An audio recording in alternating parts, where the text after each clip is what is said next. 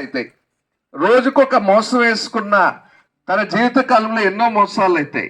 ఈ విధంగా మానవుని యొక్క పాపాలు లెక్క పెడితే, మానవుడు చేసిన తప్పిదాలు లెక్క పెడితే మానవుడికి కలిగే శిక్ష బహు భయంకరమైంది.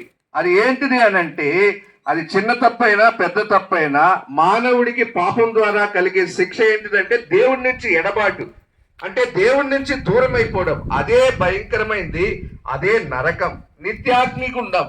అక్కడ అగ్ని ఆరదు, పురుగు చావదు.